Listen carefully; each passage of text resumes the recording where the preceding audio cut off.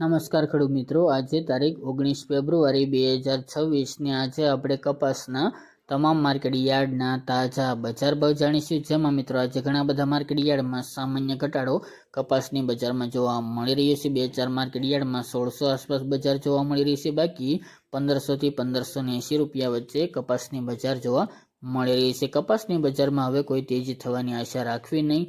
ભાવ આ મુજબ કન્ટિન્યુ ચાલ્યા કરશે। તો ચાલો મિત્રો આપણે જાણી લઈએ કે તમામ માર્કેટ યાર્ડની અંદર આજે કપાસના ભાવ શું ચાલી રહ્યા હતા।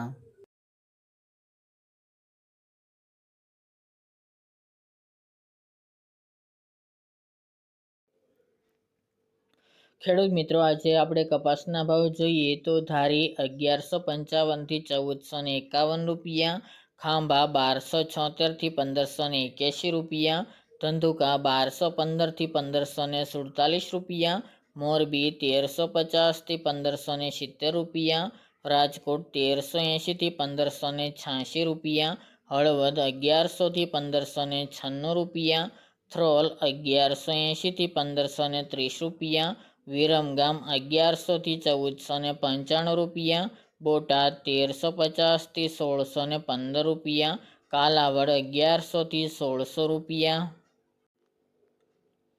જેતપુર 1024 થી 1596 રૂપિયા, સાવરકુંડલા 1300 થી 1600 રૂપિયા, ખેડબ્રહ્મા 1480 થી 1575 રૂપિયા, ધ્રાંગધ્રા 1418 થી 1500 રૂપિયા, જામજોધપુર 1250 થી 1585 રૂપિયા, અમરેલી 930 થી 1630 રૂપિયા, કુકરવાડા 1310 થી 1580 રૂપિયા, વિજાપુર 1400 થી 1621 રૂપિયા, કડી 1281 થી 1565 રૂપિયા, ઉના 1121 થી 1596 રૂપિયા,